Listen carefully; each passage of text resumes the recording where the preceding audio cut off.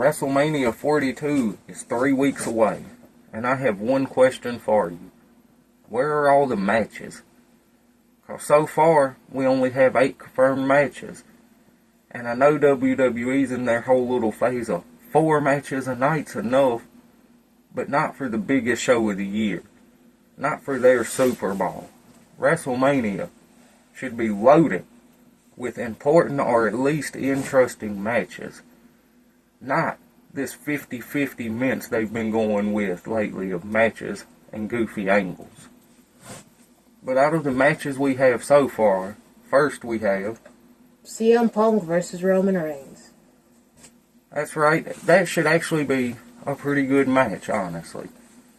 Everybody likes CM Punk, and I believe him and Roman Reigns have been doing more than most of the people on this card to actually build interest and hype into their match. And it's one of the very few that I actually look forward to seeing. Because next we have Stephanie Vaquer versus Liv Morgan. That's right, this is a match I don't think anybody asked for. I have nothing against either one of these women, but there's no real build, there's no real angle, and Stephanie Vaquer, her push just seems to be falling flat to me. And I really don't see Liv saving it, so I look for Liv to go over in this one. Next we have Jade Cargill versus Rhea Ripley. Another match no one asked for or really wants to see. Jade Cargill is another perfect example of a superstar that doesn't deserve to be pushed like she is, cause she's nothing but a look. Meanwhile, LA Knight isn't even on the card. But anyway, I believe Rhea Ripley's probably going to beat Jade Cargill, because she's definitely not ready to be pushed as a top star, or even a mid-carder in my opinion. Then we have another match, Cody Rhodes versus Randy Orton, that nobody asked for. Because, no offense to Cody or Randy, but that match should have been Drew versus Randy. Then Randy would have never had to make this heel turn that people aren't going with anyway. He's still getting cheered. And I hate to say it with Cody in there, I just don't see Randy finally getting that longer weight at number 15. Which is what I would have liked to see for Randy, who's now at the end of his career, and I view, at least, as the best wrestler from his generation all around, if not one of the best of all time. Next we have Brock Lesnar versus Oba Fenton. I'm actually looking forward to this one, honestly, and I believe Oba's going over. He needs this push. It would make him feel like a superstar. Wouldn't help Brock Lesnar at all.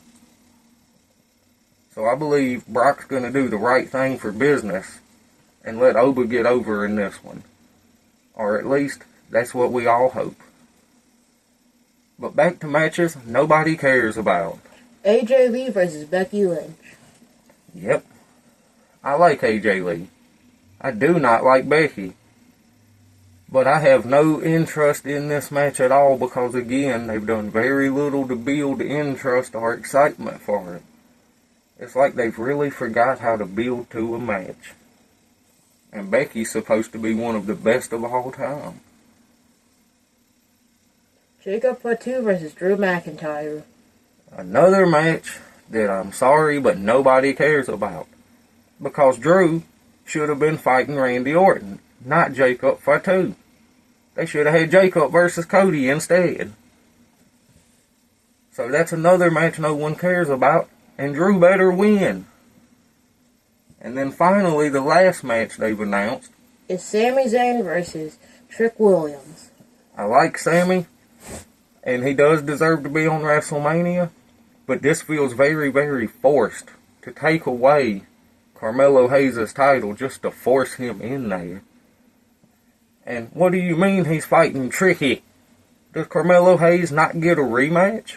What happened to the rematch clause that they used to use non-stop for Triple H to build all of his titles? But we've got all these matches that seem underwhelming or uninteresting. Meanwhile, bona fide megastars like LA Knights, not on the card. They haven't confirmed Finn Balor versus Dominic Mysterio yet.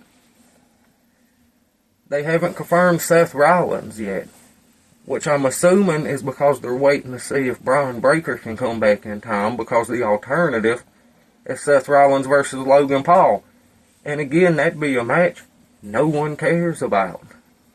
At least if Breaker comes back, I'd actually look forward to that match, and I would hope Breaker would go over to build him as one of the future superstars, because that's what he is.